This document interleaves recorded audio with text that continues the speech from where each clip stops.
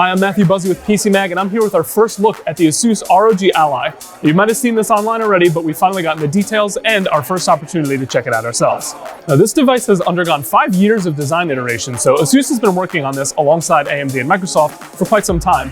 They arrived at what you see here, which weighs about 608 grams, which is about 1.3 give or take pounds. So pretty light device that does technically bring it under the weight of the Steam Deck by a bit. So it is light, as you can see, it's pretty thin. I think it looks nice. There's obviously some RGB lighting here just for a little bit of flair. And the device is pretty comfortable in hand. So I think overall, maybe a quibble here and there, but it's also designed to be used, any configuration. I think they've done a pretty good job making a comfortable device.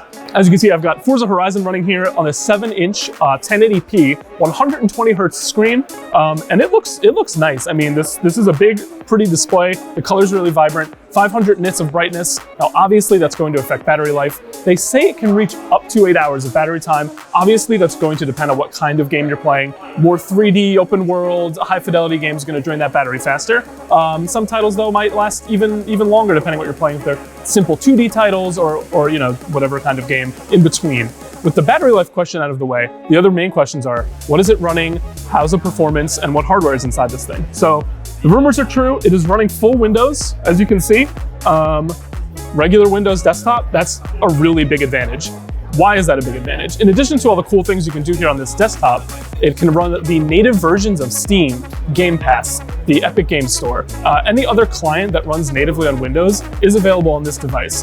The Steam Deck is really cool. It's built-in Steam integration. That's all great. But Game Pass and other libraries that you might have a lot of games in suffer. So the Game Pass, for example, on Steam Deck, you can run in the cloud version. You can't run the native version, which is a much better experience, frankly. Allows for local offline gaming. This has all of that because it is truly just Windows. There's no compatibility verification. There's no, this sort of runs on this device. If it runs on Windows, it will run on this, period. Now, there may be some titles where you want to use a mouse, and you can attach a device like that, so the joysticks might not be the best option. But as far as the game running and functioning as it would on a laptop or a desktop, you are guaranteed that because this is a Windows device.